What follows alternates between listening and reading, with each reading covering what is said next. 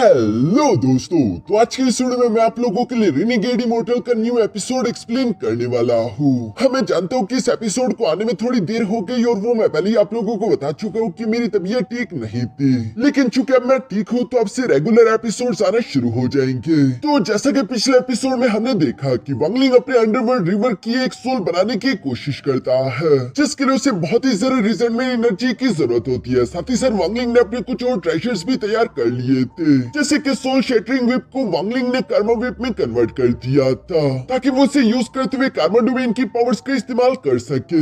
इसी तरह करते करते थंडर सेलेस्टियल रेल्म के ओपन होने का समय काफी करीब आ गया था, इसलिए वांगलिंग को एक थंडर कैलिड्रॉन चाहिए था, जिसे हासिल करने के लिए वांगलिंग सुन फैमिली के एक आदमी सुन सेन के सामने आ गया और वांगलिंग उससे उसका थंडर कैलिड्रॉन मांगता है, जिस पर सुन सेन समझ गया था कि वांगलिंग ही वो बहरूपिया है जो कि थंडर सेलेस्टियल हॉल का फेक मैसेंजर बनने की कोशिश कर रहा था। अब आगे तो नेक्स्ट एपिसोड की शुरुआत यहाँ पर बिल्कुल उसी सीन से शुरू होती है, जहाँ सुन सेन वांगलिंग के सामने खड़ा था और सुन फैमिली के सारे लोग वांगलिंग को चारों तरफ से घेर लेते हैं। यहाँ पर सुन सेन वांगलिंग से कह रहा था कि लड़के, मुझे बेवकूफ बनाने की कोई जरूरत नहीं, क्योंकि थंडर सेलेस्टियल हॉल के जितने भी मैसेंजर है उनके पास बहुत सारी एफिलिएटेड फैमिलीज होती है, लेकिन तुम्हारे पास कोई भी कल्टिवेशन फैमिली एफिलिएटेड नहीं है। उल्टा तुम भिखारियों की तरह थंडर कैलिड्रॉन मांगने के लिए यहाँ पर चले आए। तुम्हें क्या लगा था कि मामूली असेंडेंट लेवल की कल्टिवेशन के साथ और इस नकली थंडर बीस्ट के साथ तुम मेरे जैसे इल्यूजन रेल्म के एक ओल्ड मैन को डरा सकते हो? तो ये तुम्हारी गलतफहमी थी। मैं पहले ही साउथर्न रीजन के सारे थंडर सेलेस्टियल मैसेंजर से मिल चुका हूँ और तुम उनमें से एक भी नहीं, इसलिए तुम बहरूपिया हो। और ये कहते ही यहाँ सुन सेन ने फिर से एक पावरफुल पंच अटैक रेडी करके वांगलिंग पर हमला करने के लिए आगे की तरफ जंप कर दिया था, लेकिन इससे पहले कि वो वांगलिंग को टच भी कर पाता तभी अचानक वांगलिंग के सामने उसका इल्यूजनरी यिन पपेट बाहर निकल आया, जो कि सुन सेन के पंच को ब्लॉक करते हुए यहाँ आसानी के साथ उसे पीछे की तरफ धकेल देता है। ये देखकर तो सुन सेन भी हैरान हो गया कि आखिर इसके पास इल्यूजनरी यिन पपेट कैसे आ गया। साथ ही साथ सुन सेन ने अपने सुन फैमिली की bone devouring mysterious dark flame activate करना शुरू कर दी थी, जिससे वो इल्यूजनरी यिन पपेट पर हमला करने की कोशिश करता है, लेकिन इल्यूजनरी यिन पपेट तो आसानी के साथ उसे ब्लॉक कर चुका है। ये देखकर सुन सेन हैरान होते हुए कहता है कि ये बोन डिवोरिंग डार्क फ्लेम तो हमारी सुन फैमिली की बहुत ही खास मिस्टीरियस टेक्निक है, जो कि किसी भी बंदे को टच करते उसके ओरिजिनल सोल तक को जला सकती है, लेकिन इस फ्लेम ने इस पपेट को जरा सा भी नहीं हिलाया। दूसरी तरफ इल्यूजनरी यिन पपेट यहाँ पर एक पंच रेडी करते हुए सुन सेन पर हमला कर देता है, जिसे ब्लॉक करने के लिए सुन सेन ने अपने सामने शील्ड क्रिएट कर दी थी और इस तरह से वहाँ पर एक बड़ा सा ब्लास्ट हुआ। इस ब्लास्ट की इफेक्ट के कारण ये दोनों ही पीछे की तरफ धकेले गए। वांगलिंग का इल्यूजनरी यिन पपेट दोबारा से आगे की तरफ हमला करने के लिए जाने वाला था, लेकिन वांगलिंग उसे रोककर यहाँ सुन सेन से कहता है कि मुझे बस सिर्फ तुम्हारा थंडर कैलिड्रॉन चाहिए। जो सुनकर सुन सेन अपने मन में सोच रहा था कि इस आदमी का ये इल्यूजनरी यिन पपेट काफी खतरनाक है, जिसका मतलब कि ये आदमी कोई ऑर्डिनरी इंसान तो नहीं है। अगर ये सेकंड स्टेप का कल्टीवेटर होता तो इसे थंडर कैलिड्रॉन देने में मुझे भी कोई प्रॉब्लम नहीं थी, लेकिन ये अभी फर्स्ट स्टेप का कल्टीवेटर है। मैं इल्यूजनरी यिन रेल्म पर हूँ। अगर मैंने थंडर कैलिड्रॉन इस आदमी को दे दिया तो पूरे के पूरे जुन फैमिली के सामने मेरी इज्जत मट्टी में मिल जाएगी।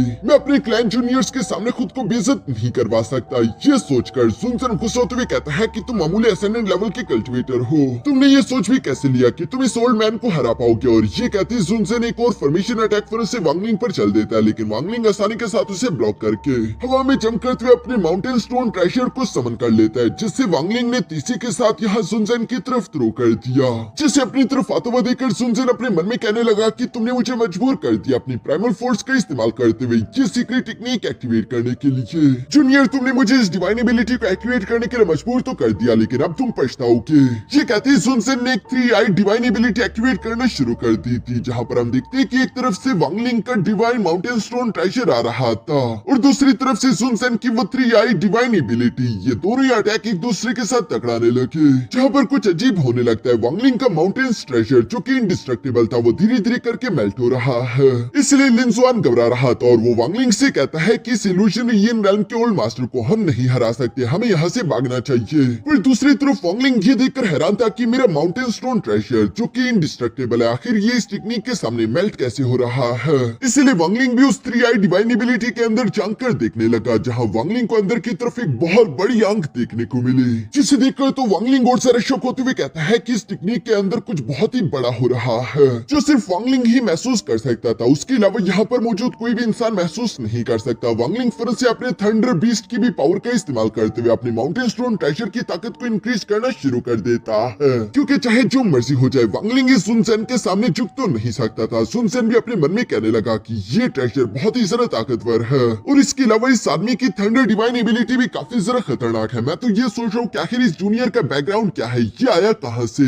क्योंकि इसकी थंडर एबिलिटीज काफी ज्यादा खतरनाक है। तभी अचानक वहाँ पर एक बहुत बड़ा ब्लास्ट हो गया, जिसके इफेक्ट के कारण ये सब लोग ही पीछे की तरफ धकेले गए। इवन की सुनसेन भी थोड़ा सा घायल हो चुका था। वांगलिंग तो अभी भी रुक नहीं रहा और वो सुनसेन पर हमला दोबारा से करने ही वाला था, पर तभी अचानक सुनसेन आवाज देते हुए कहता है कि जूनियर रुक जाओ, ठीक है तुम्हें थंडर कैलिट्रॉन चाहिए तना, ये ले लो। जो कहते हुए सुनसेन अपना थंडर कैलिट्रॉन वांगलिंग के सामने बाहर निकाल चुका। दूसरी तरफ हम देखते हैं कि वांगलिंग के हाथ पर भी चोट लग चुकी थी, लेकिन वो ये सुनसेन के सामने शो नहीं करता और आराम से उस थंडर कैलिट्रॉन को लेते हुए अपने पास रख लेता है। साथ ही साथ वांगलिंग उस सुनसेन से कहने लगा कि तुमने अभी जो डिवाइन एबिलिटी इस्तेमाल की, क्या तुम उसे मेरे साथ एक्सचेंज करना चाहोगे?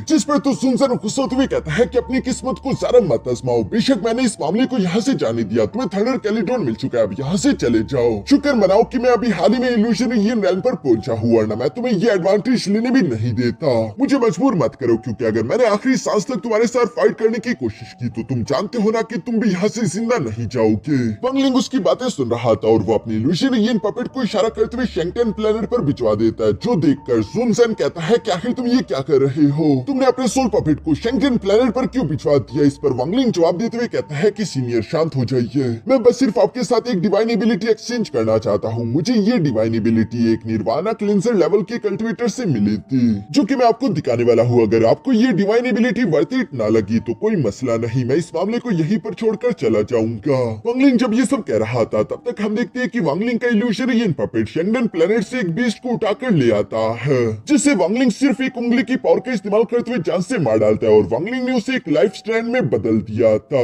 जिससे सुनसेन भी देख रहा है। वांगलिंग यहाँ पर बताता है कि इसे slaughter immortal killing art technique कहते हैं। इसका इस्तेमाल करते हुए किसी को भी जान से मारकर उसकी लाइफ फोर्स को लाइफ स्ट्रैंड में बदला जा सकता है और इस लाइफ फोर्स का इस्तेमाल करते हुए खुद की बॉडी को काफी खतरनाक अटैक से प्रोटेक्ट कर सकते हैं। मुझे एक सीनियर ने ये डिफेंस टेक्निक दी थी। सोचो अगर आपकी बॉडी को इस तरह के 100 मिलियन लाइफ स्ट्रैंड इकट्ठा होकर शील्ड करते हुए प्रोटेक्ट करे, फिर चाहे पूरा की पूरा कल्टिवेशन स्टार ही कोलैप्स क्यों ना करे, उस कल्टिवेटर को खरोच तक नहीं आएगी। जो सुनकर सुनसेन भी उस लाइफ फोर्स से बने हुए लाइफ प्रोटेक्शन शील्ड को टेस्ट करने की कोशिश करने लगा और उसे समझ आ गया था कि ये लाइफ प्रोटेक्शन शील्ड वाकई में काफी स्ट्रॉन्ग है। इस इमोर्टल किलिंग आर्ट टेक्निक की डिफेंसिव पावर तो काफी जरा एक्स्ट्रा ऑर्डिनरी है और वांगलिंग ने जो कुछ भी कहा वो बिल्कुल सही है।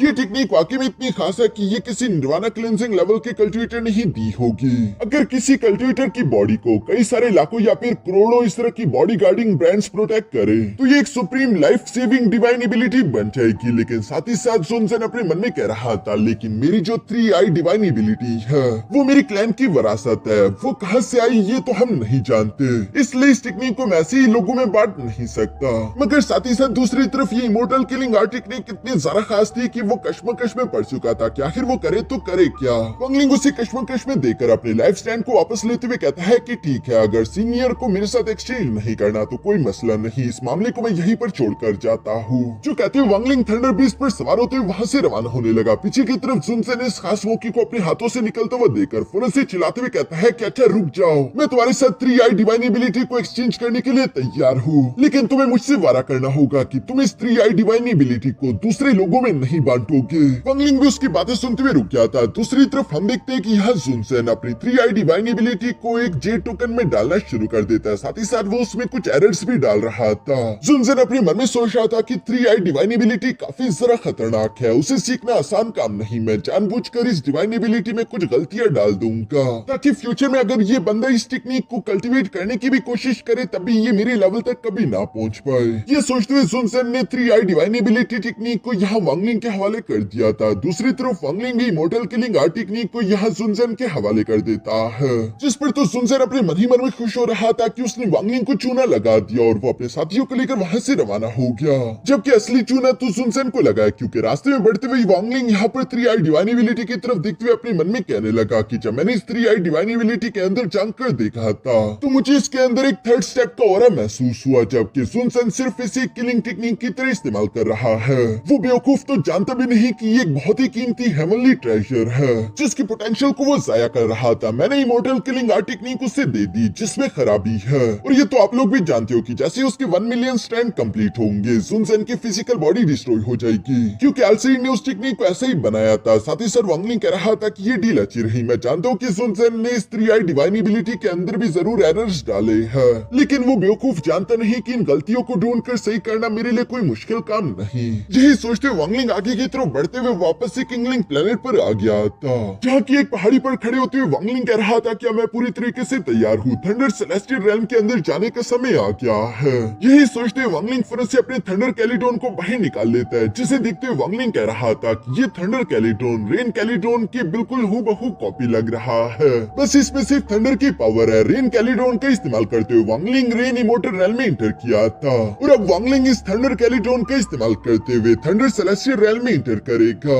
इसलिए वांगलिंग उस थंडर कैलिडोन को हवा में भेजना शुरू कर देता है, जिसकी वजह से हम देखते हैं कि अचानक वहाँ का मौसम बदलने लगा और जोर जोर से बिजलियां कड़कने लगती है, जो देखकर वांगलिंग अपने मन में कह रहा था तो ये थंडर कैलिडोन हेवनली थंडर एनर्जी को इकट्ठा करते हुए अपनी तरफ अट्रैक्ट करेगा, जिसकी वजह से जो कल्टिवेटर होगा वो टेलीपोर्ट होकर थंडर सेलेस्टियल रेल्म पहुंच सके, यानी कि एक सवारी की तरह काम करेगी। पर तभी अचानक हम देखते हैं कि वो हेवनली थंडर एनर्जी जो कि यहाँ उस थंडर कैलिडोन पर आकर गिरने लगी काफी ज्यादा टेरिफाइंग थी। लिन स्वान घबराते हुए कहता है कि ये बस सिर्फ सवारी की तरह काम करने वाली है, फिर भी ये थंडर एनर्जी आखिर इतनी ज्यादा टेरिफाइंग कैसे है। दूसरी तरफ वांगलिंग भी उस थंडर को देख रहा था, जहाँ वांगलिंग अपने मन में कहता है कि इस थंडर के अंदर मैं बहुत ही पावरफुल इमोर्टल एनर्जी को महसूस कर पा रहा हूँ, जो कि मेरे एंशिएंट थंडर ड्रैगन के साथ कंपैटिबल है। इसलिए वांगलिंग सोच रहा था कि वो अपने एंशिएंट थंडर ड्रैगन का इस्तेमाल करते हुए उस खतरनाक थंडर एनर्जी को डिफोर्स करेगा। वांगलिंग कभी भी किसी मौके को जाया होने नहीं देता। वांगलिंग सोच रहा था कि पहले क्यों ना मैं अपना पेट बढ़ लूं, उसके बाद मैं इस थंडर एनर्जी का इस्तेमाल करते हुए टेलीपोर्ट करके यहाँ से जाऊंगा। इसलिए वांगलिंग अपने ओरिजिन सोल के एंशिएंट थंडर ड्रैगन को बाहर की तरफ निकालकर फरस से उस थंडर की तरफ भिजवाता है, जो कि फरस से उस थंडर को निकल गया। और सिर्फ इस एक थंडर को निकलते ही अचानक से वांगलिंग की बॉडी के अंदर बहुत ही खतरनाक इमोर्टल थंडर एनर्जी आ चुकी थी, जो कि बहुत ही ज्यादा प्राइमल फोर्स एनर्जी में कन्वर्ट हो रही है। वांगलिंग अपने मन में कह रहा था कि मुझे जितनी एनर्जी सिर्फ इस एक थंडर से मिली है, उतनी एनर्जी एक एसेंडेंट लेवल का कल्टिवेटर कई सालों की कल्टिवेशन के बाद हासिल करता है। थंडर सेलेस्टियल रेल्म की ये थंडर वाली बिजली तो मेरे लिए एक खजाना है, मैं इसे जाया होने नहीं दूंगा। और वांगलिंग उसे और सारा डिवॉल्व करना चाहता था, इसलिए वांगलिंग वहीं पर कल्टिवेशन करने के लिए बैठ गया। और वांगलिंग यहाँ पर एक बार फिर से अपने थंडर कैलिडोन को हवा में भेज देता है, जिसकी वजह से हम देखते हैं कि एक बार फिर से वैसे खतरनाक थंडर सेलेस्टियल रेल्म की एक थंडर तीसरी के साथ उस थंडर कैलिडोन की तरफ आने लगी, जिसे नीचे की तरफ आता हुआ देखकर वांगलिंग थंडर कैलिडोन को दोबारा से पीछे कर लेता है, ताकि वांगलिंग का एंशिएंट थंडर ड्रैगन उसे डिफोर्म कर सके। यहाँ पर हम देखते हैं कि नीचे की तरफ मौजूद बाकी के सारे कल्टिवेटर भी इस खतरनाक मौसम को देखकर वांगलिंग के सामने झुकने लगे। वो सब काफी ज्यादा घबराए हुए थे, सबके सब वांगलिंग को रिस्पेक्ट पेश कर रहे थे। दूसरी तरफ हम देखते हैं कि दो थंडर्स को डिफोर्म करने के बाद वांगलिंग यहाँ तीसरी बार अपने थंडर कैलिडोन को हवा में भेजकर थंडर सेलेस्टियल रेल्म के थंडर को समन करने की कोशिश करने लगा। नीचे की तरफ ज़ेंग फैमिली के लोग भी ये देखकर परेशान हो रहे थे। तभी अचानक हम देखते हैं कि इस बार थंडर सेलेस्टियल रेल्म वांगलिंग से गुस्सा हो चुका था, और वो वांगलिंग पर बहुत ही खतरनाक 7 कलर की थंडर एनर्जी गिराने लगा, जो कि थंडर कैलिडोन पर गिर रही थी। यहाँ लिन स्वान घबराते हुए कहता है कि शायद हमने अपनी हद पार कर दी है।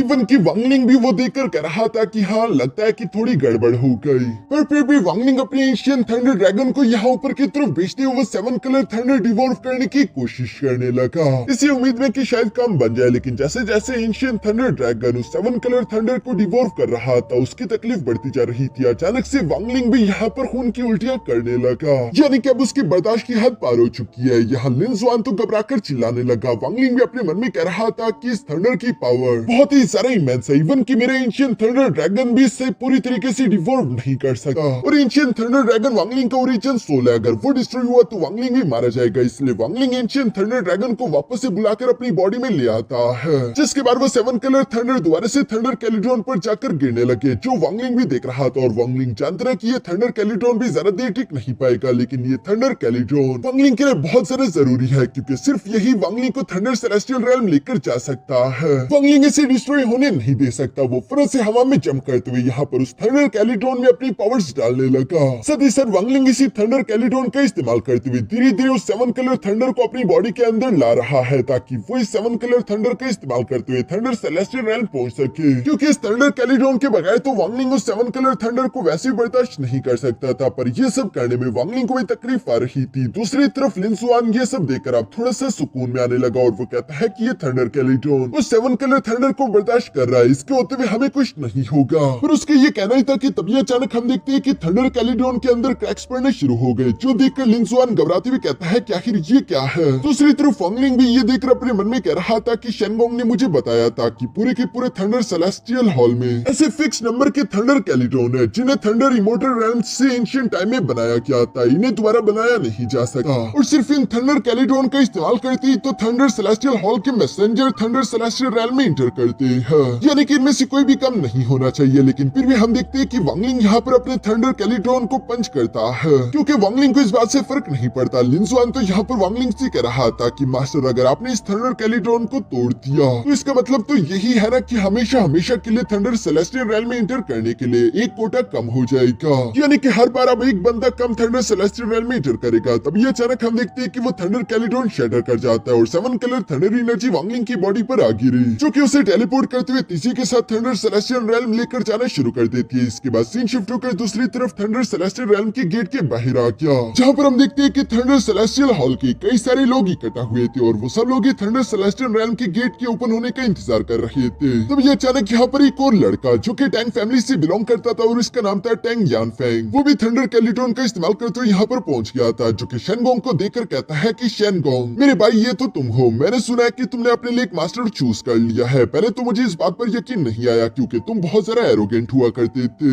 लेकिन अब इसी वजह से थंडर सेलेस्टियल हॉल तुमसे नाराज है और इसी वजह से उन्होंने तुम्हें थंडर सेलेस्टियल हॉल के टेलीपोर्टेशन पोर्टल का इस्तेमाल करने भी नहीं दिया, वरना तुम्हें हमारी तरह गेट के ओपन होने का इंतजार ना करना पड़ता। असल में शेनगोंग ने अपनी ओरिजिन सोल का एक छोटा सा हिस्सा वांगलिंग को दे दिया है, यानी कि अपने मास्टर को, और थंडर सेलेस्टियल हॉल को ये बिल्कुल भी पसंद नहीं कि उनके मैसेंजर्स की वफादारी किसी और की तरफ हो जाए। इसी तरह से यानफिंग यहाँ पर शेनगोंग का मजाक उड़ाते हुए कह रहा था कि शेनगोंग वाकई में क्या ये सारी बातें सच है, जिस पर शेनगोंग जवाब देते हुए कहता है कि मैं तुम चिड़ियों में एक बाज हूँ, मेरी सोच बहुत ही ऊंची है, मेरे तक तुम लोग नहीं पहुँच पाओगे, जो कुछ मैं सोच रहा हूँ वो तुम लोग नहीं समझ सकते। इस पर यानफिंग कहता है कि यकीनन तुम्हारे ग्रेट एल्डर्स भी तुमसे काफी ज्यादा नाराज होंगे, क्योंकि तुम हमारे यंगर जनरेशन के पहले वो यंगेस्ट बंदे थे जो कि मैसेंजर बन गए, फिर भी थंडर सेलेस्टियल हॉल ने तुम्हें साइडलाइन कर दिया क्योंकि अब तुम्हारी ओरिजिन सोल पूरी तरीके से कंप्लीट नहीं है कि अपने क्लैन एल्डर्स को गुस्सा करना और ये फैसला करना अपने मास्टर को इस तरह से अपने ओरिजिन सोल का हिस्सा देना, क्या ये वर्थ इट था। जो सब सुनकर शेनगोंग भी याद करता है कि उसके क्लैन के एल्डर्स उससे काफी ज्यादा नाराज थे और वो उससे कह रहे थे कि तुमने हमें निराश किया, तुमने बहुत बड़ी गलती कर दी है, तुम्हें ऐसा नहीं करना चाहिए था। ये सब याद करके यहाँ शेनगोंग कहने लगा कि मेरे क्लैन के जो ग्रेट एल्डर्स है वो भी अपनी पूरी जिंदगी लगाकर निर्वाणा क्लींसिंग स्टेज से आगे नहीं बढ़ पाए, और ये लोग मुझे लेक्चर दे रहे हैं कि मुझे अपनी जिंदगी के साथ क्या करना चाहिए क्या नहीं। वो लोग नहीं जानते कि मैंने क्या देखकर क्या फैसला लिया है, क्योंकि शेनगोंग को अभी भी इस बात पर पूरा यकीन है कि उसका मास्टर वांगलिंग काफी ज्यादा टेरिफाइंग पावर रखता है और वो कम से कम भी 3rd स्टेप लेवल का कल्टिवेटर होगा, जो कि उसने जिंदगी में या फिर किसी ने भी कभी नहीं देखा।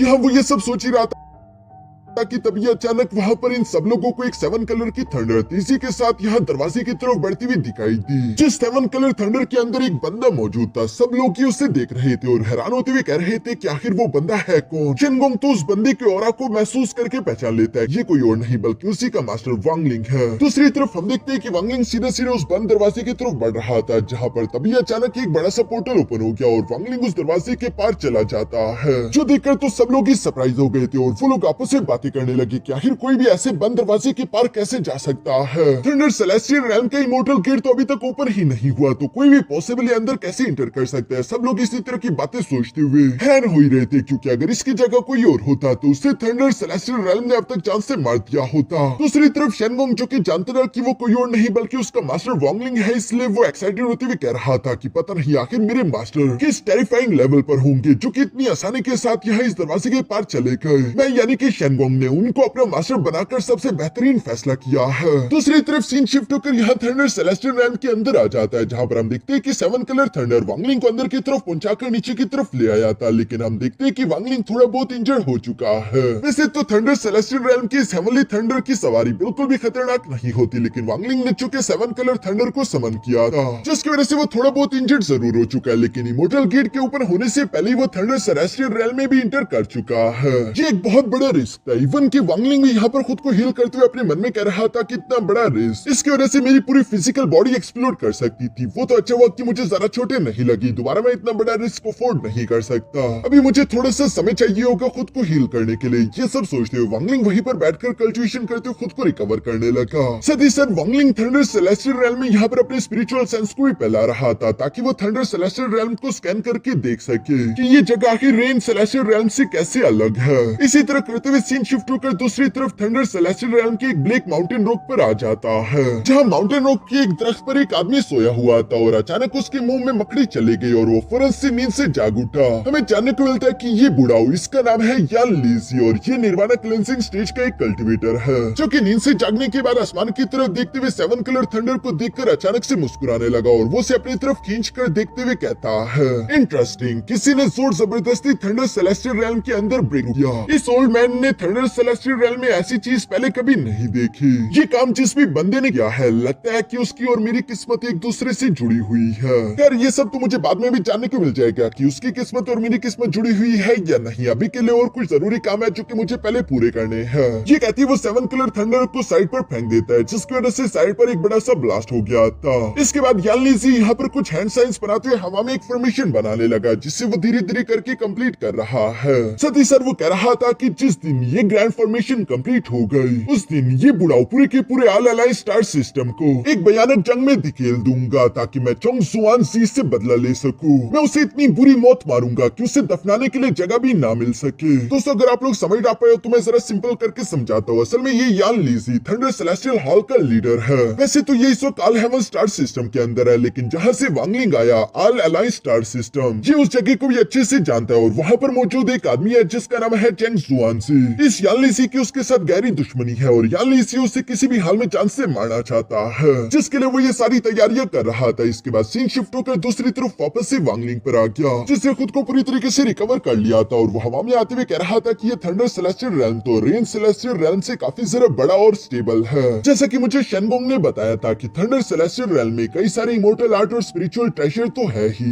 लेकिन इसके अलावा यहाँ पर दो और काफी ज्यादा कीमती चीजें हैं, जिनमें से एक तो है इमोर्टल कॉर्प्सेस, यानी कि इमोर्टल्स की लाशें, और दूसरी है प्राइमल फोर्स। शेनगोंग ने वांगलिंग को बताया था कि अब तक थंडर सेलेस्टियल हॉल को टोटल 8 इमोर्टल कॉर्प्सेस मिले हैं। जब भी किसी बंदे को इमोर्टल कॉर्प्स मिल जाए तो वो उसे लेकर थंडर सेलेस्टियल हॉल को दे देता है, जिसके बदले थंडर सेलेस्टियल हॉल उस बंदे को बहुत बड़ा इनाम देते हैं। इसके अलावा जो सेकंड चीज है वो है प्राइमल फोर्स, जो कि यहाँ थंडर सेलेस्टियल रैल्म में कुछ एनर्जी के रिवर्स की तरह बह रहे हैं। उन रिवर्स में हेवन एंड अर्थ की प्राइमल फोर्स काफी सारे डेंस अमाउंट में मौजूद है। इसके अलावा शेनगोंग ने कुछ लेगेसी ट्रेजर्स के बारे में भी बताया था, जो कि काफी ज्यादा खास है। अगर उन्हें असेंडेंट लेवल या फिर उससे नीचे फर्स्ट स्टेप लेवल के कल्टिवेटर्स ने ढूंढ लिया तो उन्हें उस लेगेसी ट्रेजर के अंदर से नॉर्मल सेलेस्टियल एनर्जी मिलेगी अपने लेवल्स को ब्रेक थ्रू करने के लिए। पर अगर वो किसी सेकंड स्टेप लेवल के कल्टिवेटर को मिल जाए तो वो उसे डायरेक्टली प्राइमल फोर्स एनर्जी देगा, ताकि वो अपना लेवल ब्रेक थ्रू कर सके। ये सब याद करके वांगलिंग यहाँ पर उस लेगेसी ट्रेजर को ढूंढना शुरू कर देता है, जहाँ चारों तरफ अपने स्पिरिचुअल सेंस को फैलाने के बाद वांगलिंग को पास ही मौजूद एक ट्रेजर दिख तो गया था, जो कि किसी हॉर्न की तरह लग रहा है। वांगलिंग फौरन से उस ट्रेजर के पास आ गया, जहाँ वांगलिंग अपने मन में कह रहा था कि इतने दिनों जब मैं खुद को हील कर रहा था तब भी मैंने अपने स्पिरिचुअल सेंस को चारों तरफ फैलाया था, लेकिन उस टाइम मुझे इस ट्रेजर के अंदर से इमोर्टल एनर्जी फ्लक्चुएशन महसूस नहीं हुई। शायद यही वजह है कि लेगेसी ट्रेजर को ढूंढना इतना मुश्किल काम है। ये सब सोचते हुए वांगलिंग अभी उस लेगेसी ट्रेजर को उठा ही रहा था, पर तभी अचानक उसे पीछे से किसी की आवाज सुनाई थी कि जूनियर उसे नीचे रख दो, और इसी के साथ एक डार्क एनर्जी का अटैक वांगलिंग की पीठ पीछे चल दिया गया, जिससे वांगलिंग फौरन से पीछे की तरफ पलटकर ब्लॉक कर लेता है। तभी हम उस आदमी को देखते हैं जिसने वो डार्क एनर्जी अटैक वांगलिंग पर चला था, और वो अपने बीस्ट पर सवार है। इसका नाम है जू फेंगहान, जो कि वांगलिंग से कह रहा था कि वो लेगेसी ट्रेजर नीचे रख दो अगर तुम जिंदा रहना चाहते हो।